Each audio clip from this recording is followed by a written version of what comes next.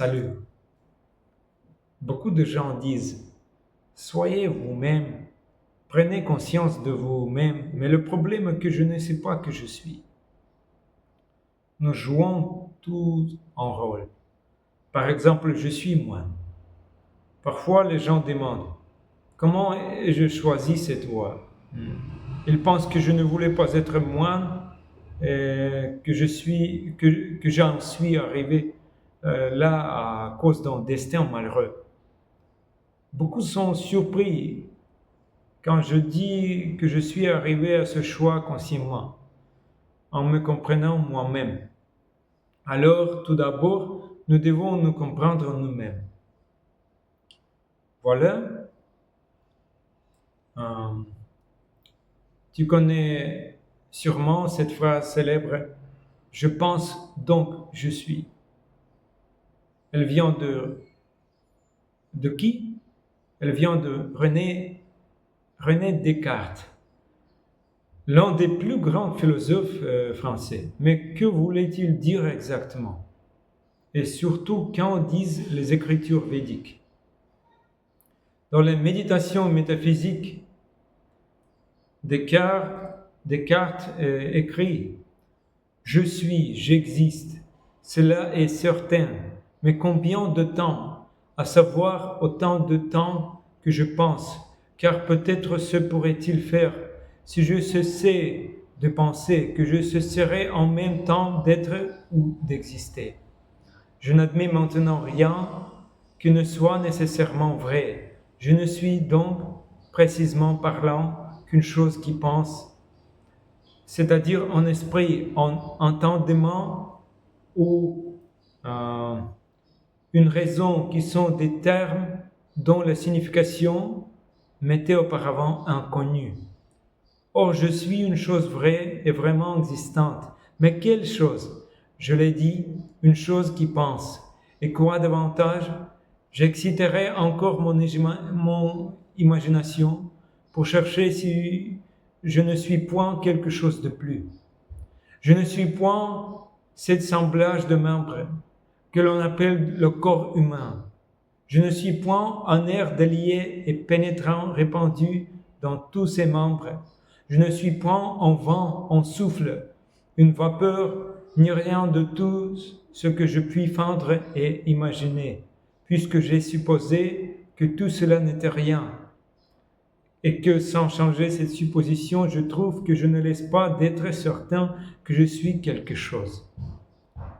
Voilà. René Descartes, il découvre que même si tout peut être remis en doute, le corps, le monde, les sens, le fait de penser prouve que moi, je suis réel. C'est ce qu'il appelle la chose pensante, une réalité intérieure consciente, indépendante du corps. Les écritures védiques vont encore plus loin. Dans le Bhagavad Gita, un texte spirituel de l'Inde ancienne, on trouve ceci. Ce qui est réel ne cesse jamais d'être. Ce qui est illusoire n'a jamais vraiment existé. Or, ceux qui voient la vérité ont conclu, après avoir étudié leur nature respective, à l'impermanence du non-existant, le corps matériel, et à l'immuabilité de l'éternel, l'âme spirituelle. Et aussi, na jayate mriyate va kadachin, na yam buddhva bhavitava na bhuyaha, ajo nitya shashvatoyam purano, na hanyate hanyamane sharire. Jamais l'âme ne naît ni ne meurt. Elle n'a jamais de commencement et n'en aura jamais. Non née, éternelle, immortelle et primordiale. Elle ne périt pas avec le corps. Le Bhagavad Gita, le deuxième chapitre, texte numéro 20. La conclusion est puissante. Tu n'es pas ce corps, tu es conscience, tu es l'âme, Atma. Et même quand ton corps change ou disparaît, toi tu continues d'exister. C'est ce que Descartes appelle res cogitans. les écritures védiques l'appellent Atma. Mais avec une différence essentielle. Pour les écritures védiques, cette conscience est éternelle, pleine de connaissances et de bonheur.